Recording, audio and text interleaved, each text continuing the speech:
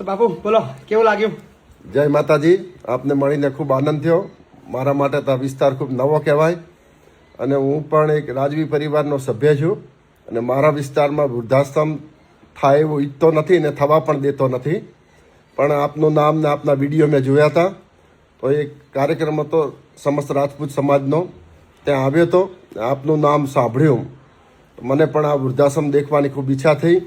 અહીં હું કલાકથી બધા વૃદ્ધાશ્રમ આપના ત્રણેય જગ્યાએ વૃદ્ધાશ્રમ છે ત્યાં બધી જગ્યાએ ફર્યો. ત્રણેય જગ્યાએ મને બીજા વૃદ્ધાશ્રમ કરતાં અલગ લાગ્યું. ખૂબ જ અંગત જેમ પિતા પુત્ર જેવા સંબંધો હોય એવું મને લાગ્યું. ને હું એક મારા સમાજના છો, આપ મહિપતસિંહજીને પાછા ચૌહાણ જ છો. મને પણ ગર્વ થયો કે મારા ભાઈ છો અને ખૂબ સારું કાર્ય કર્યો છો. માં આશાપુરા આપની સાથે રહેશે, શક્તિ આપશે, સહાય કરશે. વાહ બાપુ વાહ. ટૂંક સમયમાં તમારે ત્યાં બનાસકાંઠામાં આવી રહ્યો છે જલ્દી. પધારો, આપનું માર્ગદર્શન અમે લઈશું બનાસકાંઠામાં પણ. Thank you Bapu, thank you. Welcome.